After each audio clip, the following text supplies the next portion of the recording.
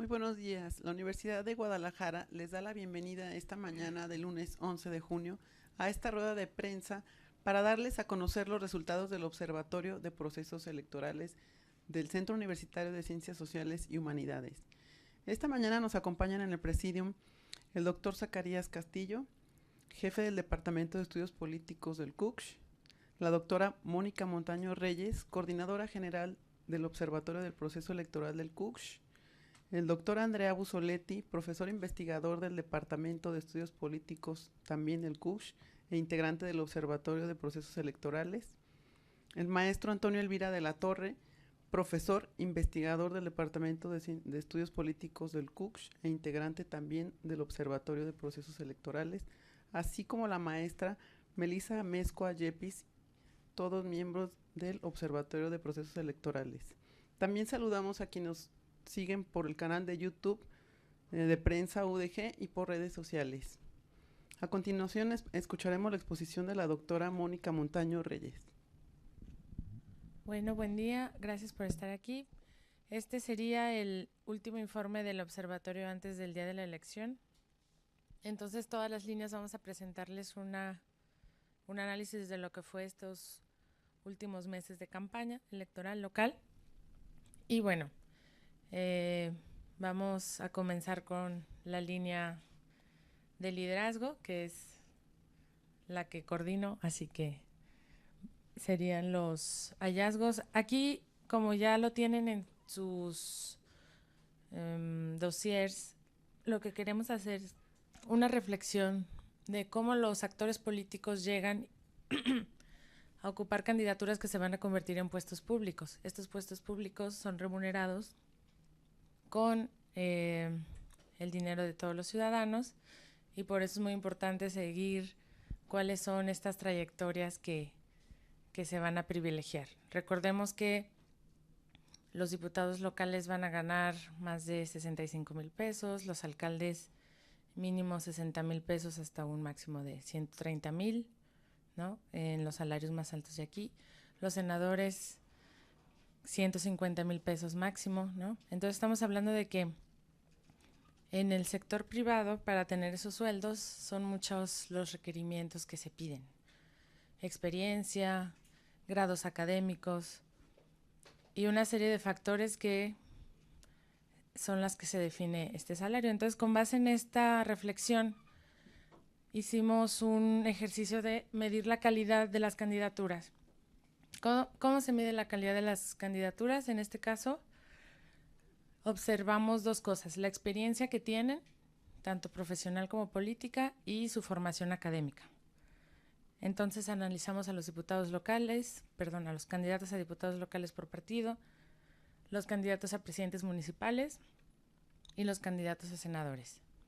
Entonces, algunos de los hallazgos más importantes fueron las candidaturas a diputados locales con menos calidad, es decir, menor experiencia profesional y política, y también el grado académico más bajo es el de los diputados del Partido de la Revolución Democrática, los candidatos a diputados, y también los de la agrupación Vamos a Reemplazarles, ya que son los perfiles que cuentan con mucha menor o nula experiencia previa.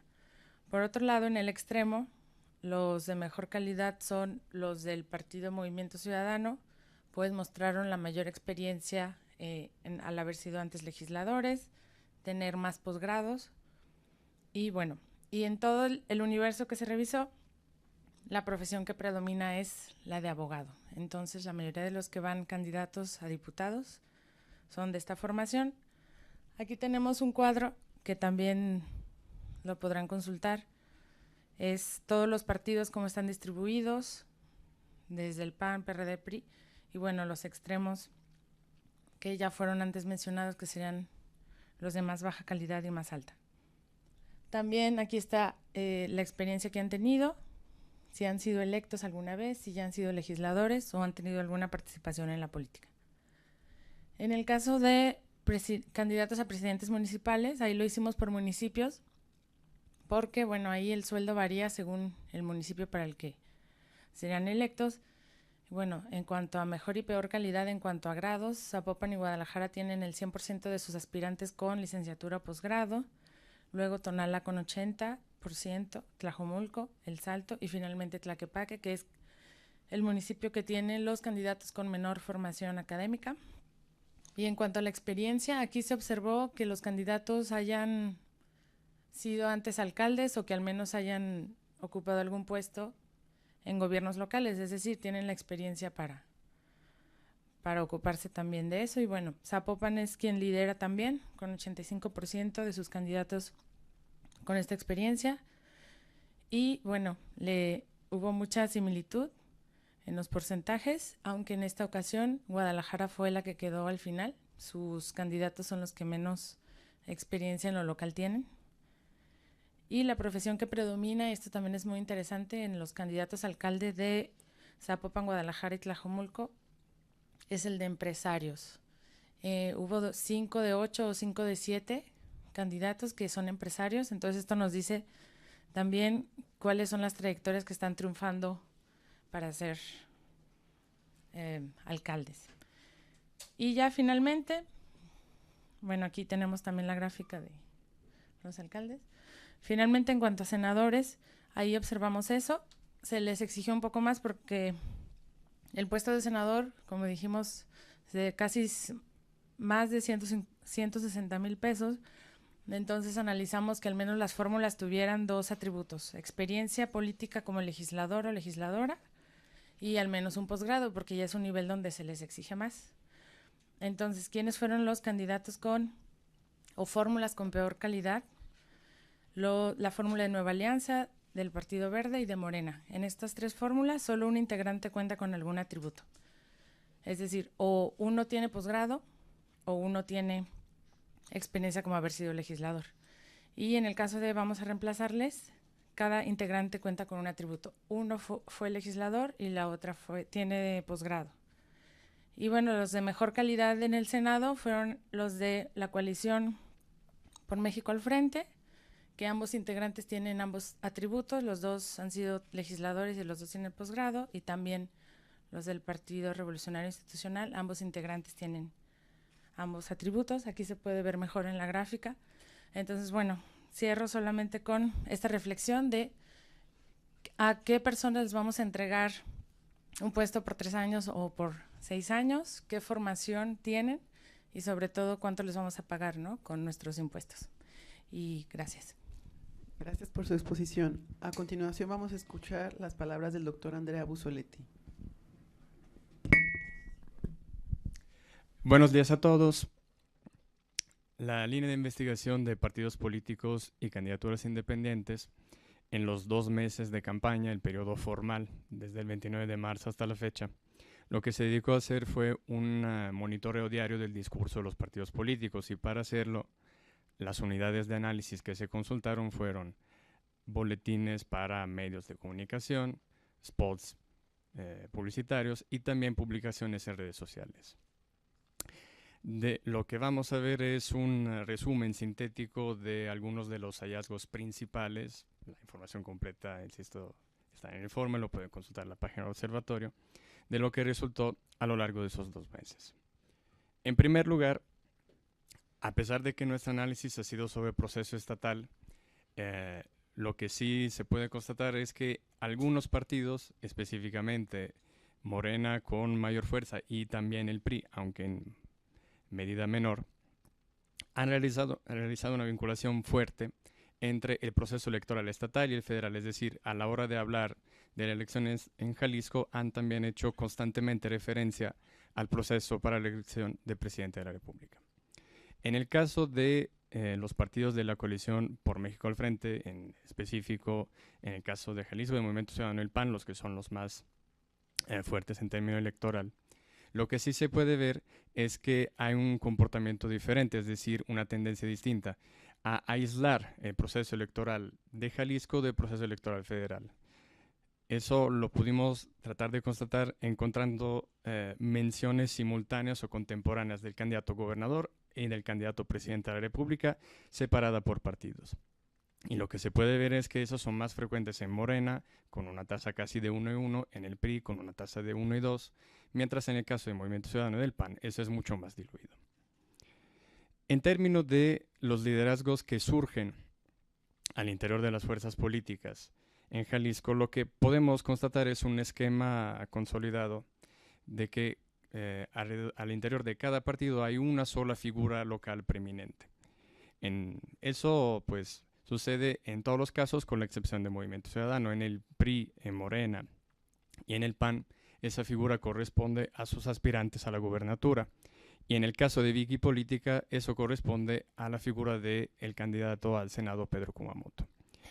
En el caso de Movimiento Ciudadano vemos una excepción, ya que las menciones del mismo partido a sus propios candidatos se distribuyen en más candidatos, y los tres personajes más protagónicos en ese sentido son el candidato a la gubernatura, Enrique Alfaro, pero también los dos aspirantes al Senado de la República, Clemente Castañeda y Verónica Delgadillo. En tema de cuál ha sido la oferta política de los partidos durante los 2 meses de campaña, lo que se puede ver es que cada fuerza sí ha tenido un discurso peculiar. En el caso del Movimiento Ciudadano se ha planteado con un concepto de refundación la idea de dar continuidad a acciones de, por un lado, el gobierno municipal de Guadalajara y por otro lado, al trabajo de sus diputados federales en la actual legislatura. En el caso de Morena, lo que vemos es lo que también antes comentaba, ese elemento de la vinculación con la campaña presidencial también se traduce en una oferta política. Eso significa decir que Morena trata de convencer el electorado argumentando de que Jalisco tendría mayores beneficios a tener un presidente de la República y un gobernador del mismo partido.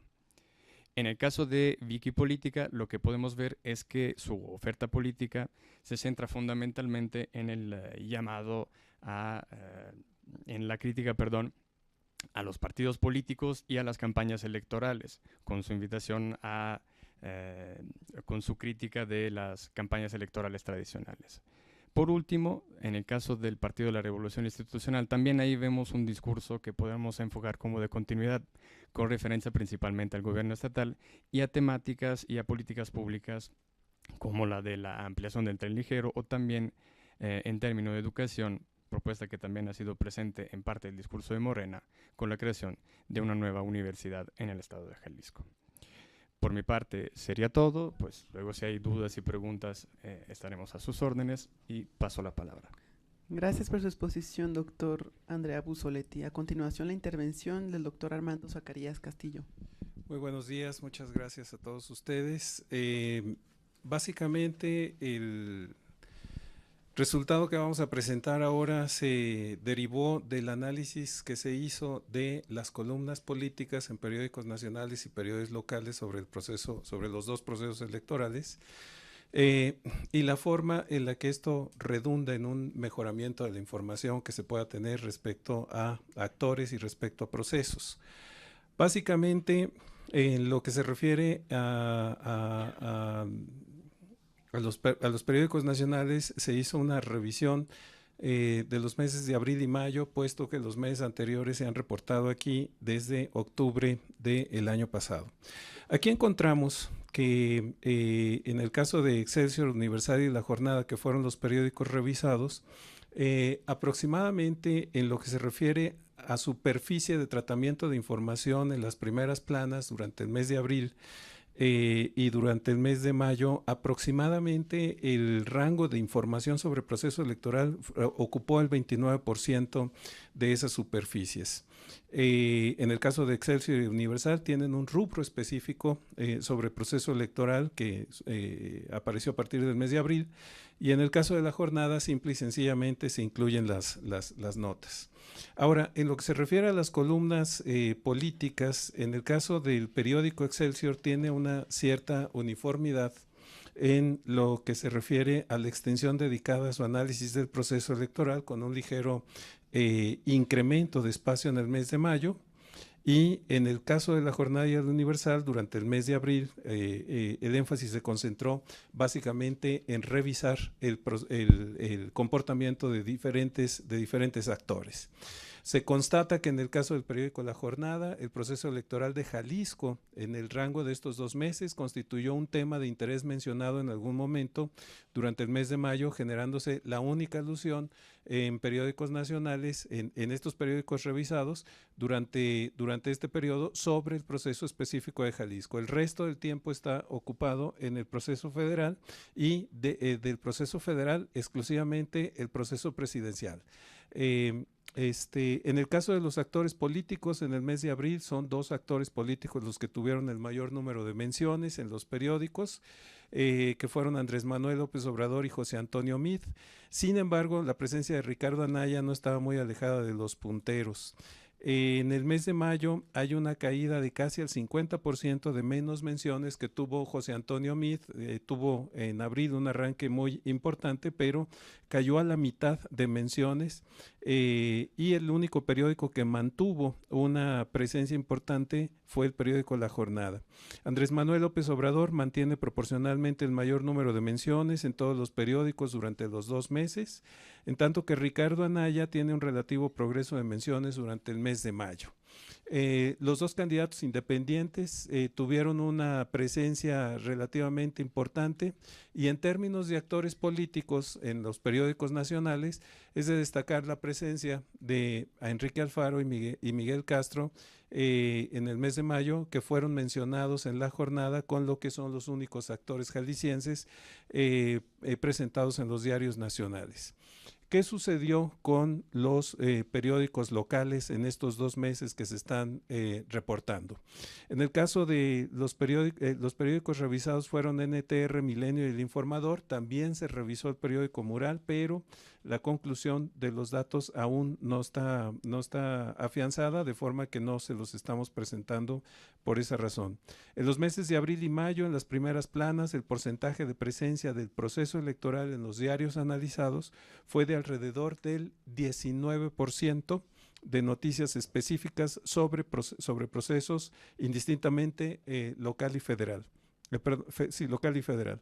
El diario en el que menor presencia tuvo este tema fue en sus primeras planas fue el periódico El Informador, que privilegió el ámbito noticioso general.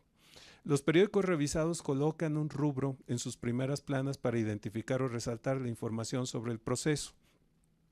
En el caso de las columnas políticas, el diario que mayor espacio dedicó al análisis del proceso electoral estatal fue NTR.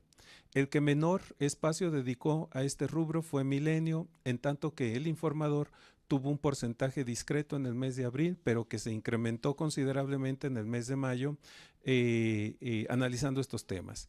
El proceso electoral federal es el que mantiene el mayor porcentaje de espacio de análisis de los 3 periódicos, siendo Milenio el que más abundante aborda este tópico en el mes de abril. En el mes de mayo, el diario que mayor espacio da para el proceso electoral federal es El Informador. Y Milenio baja aproximadamente a un 40% sus análisis respectivos.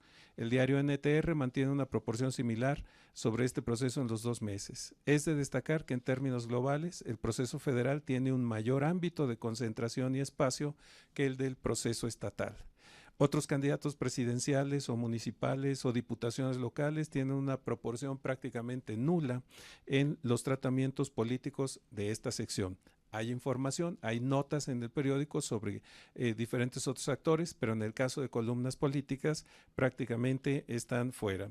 Finalmente, los actores presidenciales de mayor presencia son Andrés Manuel López Obrador, José Antonio Meade y Ricardo Anaya, en ese orden. Finalmente, diría que durante el mes de abril no existen menciones en Milenio, en las columnas revisadas, sobre actores locales en contienda buscando la gubernatura. Enrique Alfaro tiene la mayor presencia en las columnas políticas durante los meses de abril y mayo. Miguel Castro mantiene un discreto segundo lugar en el mes de abril, en tanto que Miguel Martínez del PAN y Carlos Lomelí tienen una presencia casi imperceptible en el mes de abril, que se incrementa notablemente durante el mes de mayo, viendo pues que los periódicos locales tienen una presencia prácticamente muy por debajo el proceso electoral de la gubernatura por el estado de Jalisco respecto del proceso federal. Estos son los encuentros que tuvimos y bueno, están a su disposición en la página del observatorio. Gracias, doctor Armando Zacarías. A continuación, continuamos con la exposición de la maestra Melissa Amezcua. Gracias, buenos días. Durante el mes de mayo, en el eje de participación y ciudadanía, nos enfocamos en distinguir la visión y el lugar que ocupa la participación ciudadana en la oferta política de los candidatos a la gubernatura del estado de Jalisco. Para ello se revisaron las plataformas electorales estatales por partido para identificar propuestas de participación ciudadana y propuestas relacionadas con la ampliación de derechos políticos a mujeres, comunidad LGBTTI e indígenas. En relación a las propuestas delineadas en las plataformas, nos enfocamos en, primero, el grado de concreción de la misma, es decir, si presentaba o no los lineamientos o instrumentos necesarios para operativizar o institucionalizar la propuesta, y dos, si la propuesta involucra el fortalecimiento de los mecanismos existentes o proponía la inclusión de nuevos instrumentos en el marco jurídico actual. En este seguimiento, los hallazgos más destacados son que, si bien todas las plataformas electorales hacen mención a diversas propuestas de participación ciudadana, solo una, en este caso la de Panal, de las 9 plataformas analizadas, presenta una sección o apartado específico donde se detallan las propuestas en torno al involucramiento de la ciudadanía en asuntos públicos. Es decir, en la mayoría de las plataformas electorales, la participación ciudadana aparece en el marco de otros ejes estructurantes de la oferta política de los partidos, como son el combate a la corrupción y transparencia. Como muestra la gráfica, el número de propuestas por plataforma electoral refleja variaciones relevantes. Los partidos con mayor número de propuestas en materia de participación ciudadana son Movimiento Ciudadano, Panal y PES, seguidos por PT, Morena y PRD, mientras que la plataforma del PRI encabeza la lista de la menor cantidad de propuestas, seguida por PAN y el Partido Verde Ecologista. Todas las plataformas electorales tienen propuestas específicas para las mujeres, destacando por un número mayor de propuestas la plataforma también del Panal y el PAN, del Panal y el PAN por el menor número de propuestas para mujeres. Todos los partidos, a excepción de uno, el Partido Verde, incluyen propuestas específicas para los indígenas, y solo en 2 de las 9 plataformas electorales analizadas, el PRI y el PRD, se proponen formas de fortalecimiento de derechos políticos de la comunidad LGBTTI. Ahora bien, en relación al grado de concreción de las propuestas, hay un desfase significativo entre propuesta y mecanismos para realizarlas. El número de propuestas que hacen los partidos en materia de participación ciudadana carece en un alto porcentaje de su respectiva instrumentalización para hacerlas efectivas. La tabla muestra que entre más grande es una esfera, mayor grado de concretud, y entre más hacia la derecha se encuentre, es mayor el número de propuestas planteadas. Como ven, Panal es el partido político que más propone en tema de participación ciudadana y con mayor instrumentalización. Sin embargo, las posibilidades de llegar a ganar son pocas. El mismo comportamiento mantienen PES y PT. Para concluir, es importante mencionar que los datos aquí presentados se refieren únicamente a lo establecido en las plataformas electorales de los contendientes a la gubernatura, y que los aspirantes Enrique Alfaro, Miguel Castro y recientemente Carlos Lomelí han hecho públicas otras propuestas en el marco de su plan de gobierno. La invocación a la participación ciudadana se encuentra al centro de las plataformas electorales de los partidos que contienden por la gubernatura. Sin embargo, en la mayoría de los casos prevalece la falta de concreción respecto al cómo se abrirán y fortalecerán espacios específicos para la participación ciudadana e instrumentos para hacerla efectiva en el mediano y largo plazo. En cuanto a la observación de las próximas semanas, nos gustaría adelantar que hacia esa elección se revisará cuántas personas rechazaron participar como funcionarios de casilla, sus razones. Además, se medirá también el nivel de abstencionismo en Jalisco y en especial en la zona metropolitana. Eso es todo por parte de nuestro eje. Muchas gracias. Gracias, maestra Melissa Amezcua. Ahora escuchamos al maestro Antonio Elvira de la Torre. Gracias, buenos días. La línea que me corresponde coordinar, instituciones y procesos electorales, para este informe presenta los avances de la investigación sobre cumplimiento de paridad en términos de candidaturas. Son 4 rubros los que analizamos: paridad horizontal, paridad vertical, paridad sustantiva y paridad transversal. De inicio, habría que comentar que hubo en total 655 planillas registradas para la elección de municipios, que es justamente la base que vamos a tomar para la medición en esta ocasión. Y de esas 655 planillas registradas, solamente 610 pueden ser evaluadas por el tema de paridad horizontal, dado que son presentadas por los partidos políticos. El resto, las 45 restantes que fueron presentadas por independientes, evidentemente no pueden ser evaluadas por no estar obligadas a que se presente, digamos, candidaturas paritarias por hombres y mujeres, ¿no? Entonces, de esas 610 planillas presentadas por partidos, hay un desfase de 6 candidaturas, como puede observarse por ahí en las tablas que se van a estar presentando. Es decir, hay una diferencia de 6 candidaturas en favor de los hombres. Si se hubieran presentado 6 candidaturas menos de hombres y 6 candidaturas más de mujeres, la paridad hubiera sido perfecta. 299 son lideradas por mujeres y 311 por candidatos. Por tanto, aunque la paridad horizontal tiene un gran avance significativo respecto a la elección anterior, no se logra la perfección en términos de 50-50 de candidaturas.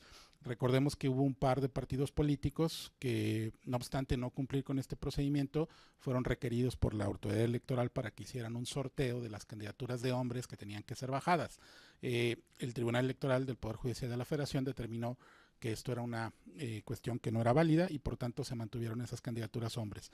En resumen, 6 candidaturas adicionales de hombres sobre mujeres. La paridad vertical se cumplió perfectamente, esa no habría mayor problema, porque las candidaturas no hubieran podido haber sido registradas si no hubiera sido así. Es decir, el orden tenía que haber sido alternado. Si iniciaban con hombre, seguía mujer; si iniciaban con mujer, seguía con hombre. Eso no tenía mayor problema y se cumplió perfectamente.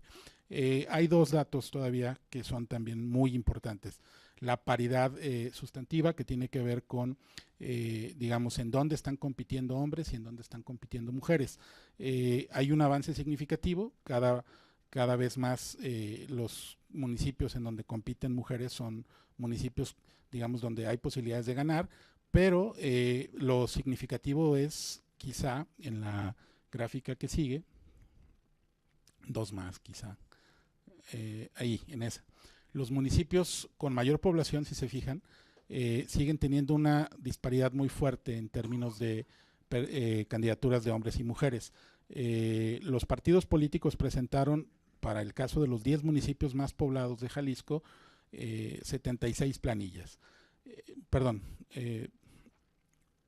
Se presentaron en total 76 planillas. Los partidos políticos presentaron 41 candidaturas encabezadas por hombres y 18 encabezadas por mujeres. La diferencia es muy grande respecto de la paridad. Evidentemente esto no es un criterio legal, dado que no existe en la legislación una obligación de que haya esta paridad transversal. Sin embargo, los cuestionamientos que se hacen es justamente por el rango de importancia y el rango de interés de los municipios con mayor población, que hubiera un poco más de paridad en términos de las candidaturas.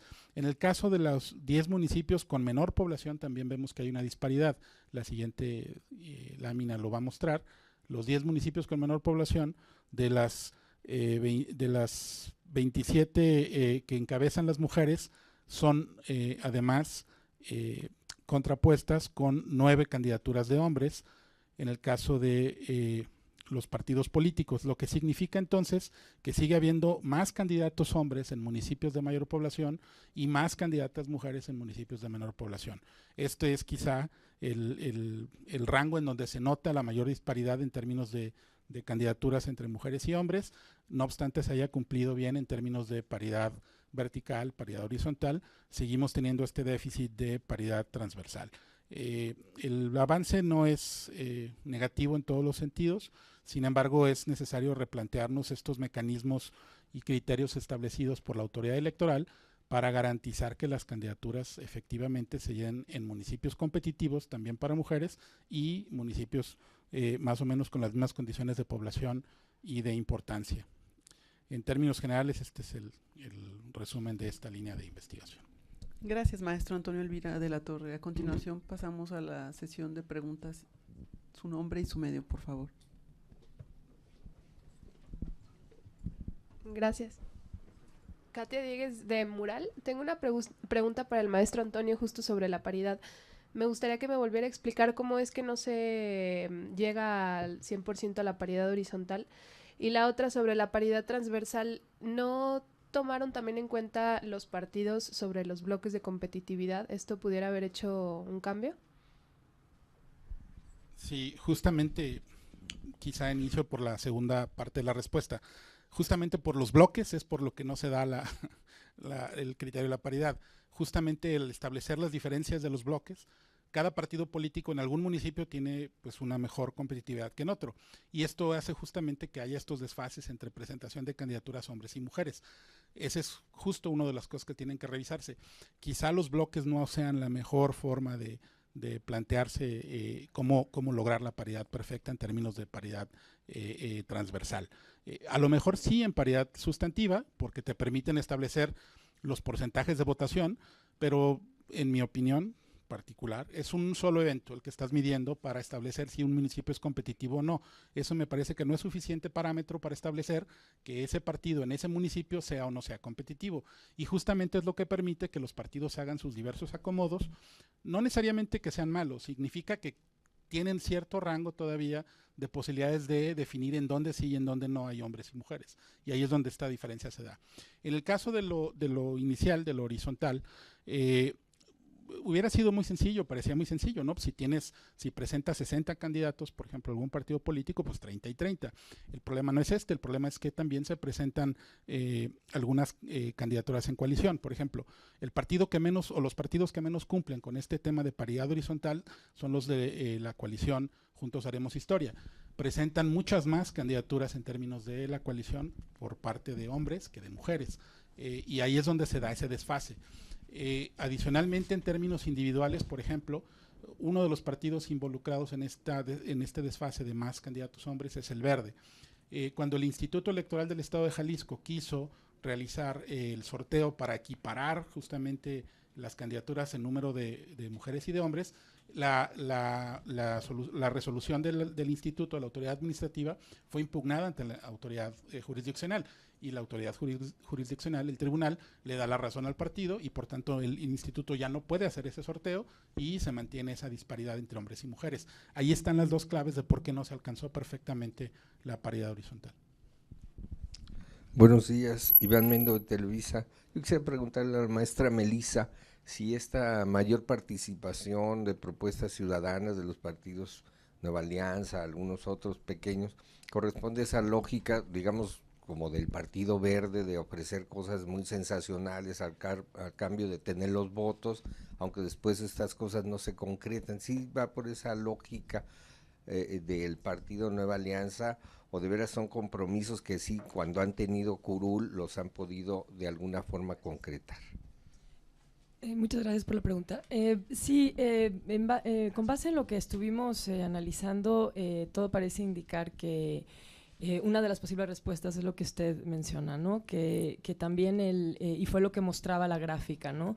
Que sobre todo estos partidos con menor posibilidad también tienen un margen un poco más amplio, ¿no? Y también de hacer este tipo de propuestas, que también se verían menos evaluadas, ¿no? En el caso de llegar precisamente por la no probabilidad de llegar a lograr obtener el cargo, aunque también tenemos que ver, por ejemplo, en el caso sobre todo de Panal, sobresalen un número muy amplio de propuestas para mujeres, ¿no? Que se ha convertido también, en el caso de este partido en específico, una de las banderas más importantes. Entonces, digamos que aquí refleja también cierta consistencia con esos principios orientadores, ¿no? Que ha tenido en la campaña.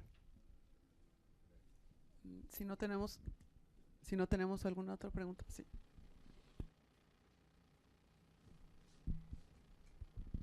Gracias, buenos días. Yo quisiera preguntarle en cuanto a la calidad de las candidaturas. En general, los candidatos, las candidatas están bien preparados, son aptos para los puestos a los que están aspirando. ¿Cuál sería su lectura de esto que nos ha presentado, digamos, en términos cuantitativos? ¿Cuál sería su lectura en términos cualitativos? Sí, en esta primera fase de la investigación que después de que pase la elección, el observatorio seguirá trabajando para ver cuál ha sido el desempeño. Bueno, nos estamos enfocando a estas cualidades ex ante, que se llaman, que con las que se evalúan a cualquier o a casi todos los recursos humanos. A todos para darnos un puesto, para darnos algún sueldo o aumentarlo, pues sobre todo nos evalúan la experiencia política, la experiencia profesional y los grados académicos. Entonces, siguiendo la literatura que hay, que es un tema que yo he investigado desde hace varios años, la mayoría de la literatura coincide en que la política, así como muchas profesiones, es una actividad de saber hacer las cosas, que requiere experiencia, requiere haber ya sido legislador para luego tener resultados positivos en la siguiente vez que lo seas. Por eso fue una discusión de muchos años sobre la reelección. Entonces, con base en estas teorías y en esta discusión que se tuvo por muchos años también a nivel federal, es como se han evaluado que los perfiles de los candidatos a diputados, por hablar de ellos, pues es muy diferente según el partido político. Como lo vimos antes, los candidatos a diputados locales de menor calidad, pues son los que presenta el PRD y Wikipolítica. El PRD porque son la mayoría sin estudios universitarios, pero con una que otra experiencia política. Y ahí están las bases de datos. En el caso de Wikipolítica, porque la mayoría son recién egresados, sin haber trabajado ni siquiera en lo profesional y tampoco en ningún gobierno, con una excepción de una persona. Entonces así podemos observar cómo cada partido político recluta de alguna manera personas para llenar sus listas, ¿no? Entonces ya vimos también los análisis que se han hecho, pues que a veces lo hacen por cumplir un número, por cumplir alguna cuota, y podemos ver también en el caso de alcaldes que muchos que van de candidatos nunca han tenido alguna experiencia en gobiernos locales, ni siquiera con trabajos de la administración pública. Y también otro aspecto importante es el de la profesión, ¿no? Porque si estamos viendo que en Guadalajara, Zapopan y Tlajomulco hay más empresarios, los empresarios son los que están metiéndose a la política, bueno, eso también nos va a decir otro aspecto cualitativo, ¿no? De dónde vienen, cuáles son los intereses, por qué están entrando a la política los empresarios, y también pues eso va a ser una configuración diferente de la política en Jalisco, ¿no? Entonces, sí, en términos cuantitativos podemos ver que para ganar los sueldos que van a ganar las personas que estamos aquí o que no estamos en la política, pues no aspiraríamos a ganar ese sueldo con esa formación. Y en términos cualitativos, pues observar estas profesiones y también la relación con grupos de interés, ¿no? Muchas personas con baja calidad cuantitativa, pues se observa que su trayectoria la han construido en grupos de interés que los han respaldado para conseguir una candidatura. Entonces sí, creo que la reflexión debe ser qué candidaturas nos merecemos los jaliscienses, exigirles que los partidos políticos presenten mejores candidaturas, mejores perfiles, y que no sea una burla o una manera de insultar a los jaliscienses que el promedio del sueldo es de 6,000 pesos, ¿no? Entonces sí es algo muy importante que hay que revisar.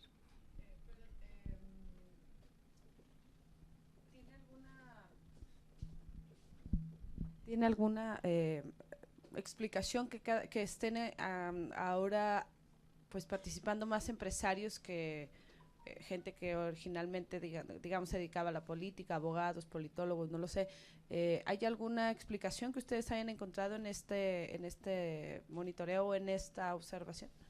Sobre todo es una tendencia mundial de que cada vez más empresarios están entrando a la política, y son por dos razones. La primera, porque el empresario tiene una buena imagen en general ante los ciudadanos, está mejor visto que un político de profesión. Entonces se cree que el empresario que ha construido todo, como es el mito que hay, ¿no? Que por sus propios méritos y demás es más capaz de llegar a ello. Y por otro lado, las relaciones que cada vez se pueden observar más entre lo que es el ejercicio público y la necesaria relación con el sector empresarial.